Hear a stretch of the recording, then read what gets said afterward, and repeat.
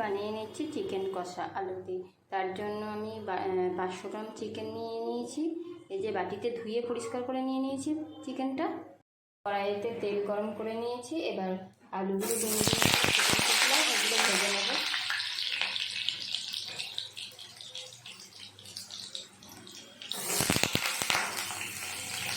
আলুগুলো একটু লাল লাল করে ভেজে তুলে নেব।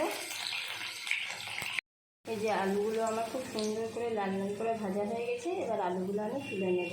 তুলে নিয়ে নিয়েছি আদা আর রসুন। আমি এটা এখন বেটে নিয়ে তারপরে মাংসটা রান্না করব। চিকেন কষাটা করার জন্য আমি কড়াইতে তেল গরম করে নিয়েছি। এবার একটু গোটা জিরে ফোড়নে দিয়ে দিচ্ছি।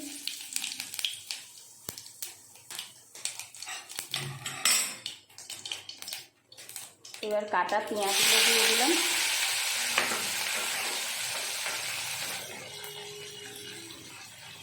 পেঁয়াজগুলো দিয়ে ভাজা ভাজা করে নিচ্ছি যাতে কালারটা একটু লাল লাল হয়। আর আমি এর মধ্যে একটু চিনি দিয়ে দিচ্ছি, কালার আসার জন্য আমি একটু চিনি দিয়ে দিচ্ছি। চিনি এই পেঁয়াজের মধ্যে আমার লাল লাল করে ভাজা হয়ে গেছে। এবার আদা রসুন বাটাটা দিয়ে দিলাম। আদা রসুন দিয়ে একটু ভাজা ভাজা করে নেব।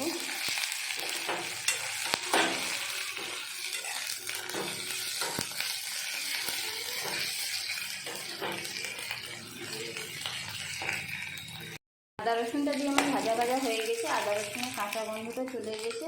আমি কিছু গুঁড়ো মশলা, জিরে গুঁড়ো, ধনে গুঁড়ো, লঙ্কা গুঁড়ো, হলুদ গুঁড়ো আমি একটা বাটিতে গুলে রেখেছিলাম জল দিয়ে, সেটা এখন দিয়ে দিচ্ছি।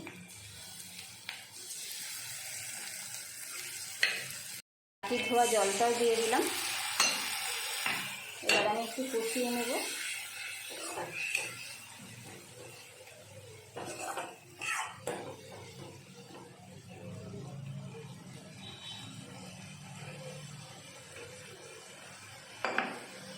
মশলাটা আরেকটু পরিমাণ জল দিয়ে দিলাম। এবার আমি এটা একটু ভালো করে কষিয়ে নিচ্ছি। একটু টমেটো সস দিয়ে দিচ্ছি। গোটা টমেটো দিলাম না, টমেটো সসটা দিয়ে দিলাম। টমেটো সস দিয়ে একটু নাড়াচাড়া করে নেব। করে নিয়ে মাংসটার মধ্যে দিয়ে দেব।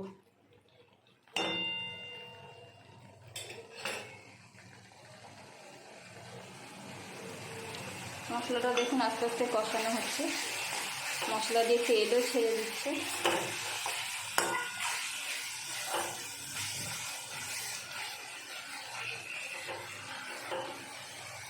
এখন মশলাটা অনেকটা কষানো হয়ে গেছে।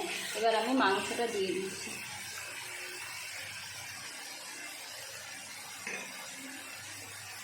মাংসগুলো আগে থেকে পরিষ্কার করে ধুয়ে রেখেছিলাম। এবার দিয়ে দেবো।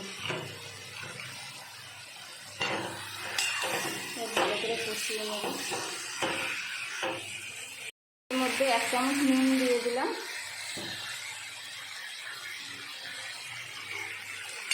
মাংসটা ভালো করে কষিয়ে নেব। তারপরে এর মধ্যে আলুগুলো আমি দিয়ে দেবো। যে আলুগুলো ভেজে তুলে রেখেছিলাম সেগুলো এখন দিয়ে দেবো মাংসটা কষানোর পর।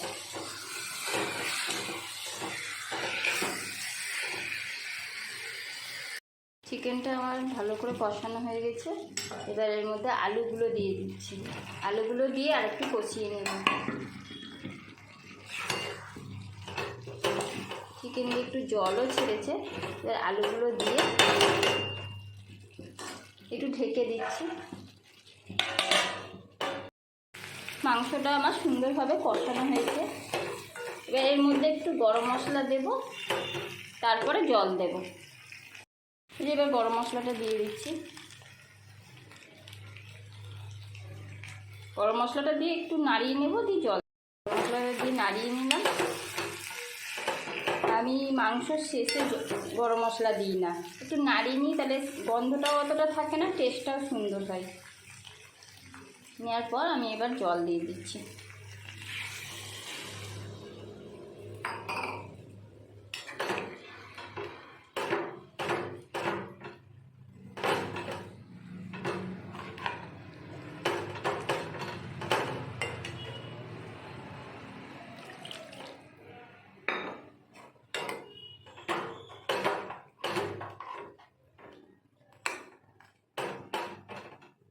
এবার এটা ভালোভাবে সেদ্ধ হয়ে যায়। আমি গ্যাসটা বাড়িয়ে দিলাম। আগে প্রথমে ভালো করে ফুটিয়ে নেব, তারপরে আমি ঢাকা দিয়ে দেবো মাংসের মধ্যে। মুরগির মাংসটা আমার এবার হয়ে গেছে, এবার নামিয়ে নেব। এই যে দেখুন ঝোল হয়ে গেছে, কমপ্লিট হয়ে গেছে। এবার আমি নামিয়ে নেব আলু দিয়ে মুরগির মাংসের ঝোল। এবার গ্যাসটা আমি অফ করে দিচ্ছি। চিকেন কষা রান্না হয়ে গেছে, এবার খেতে দিয়ে দিলাম। রান্না শেষে খাবার পরিবেশন করলাম। তাহলে এখানে আমার ভিডিওটা শেষ করছি।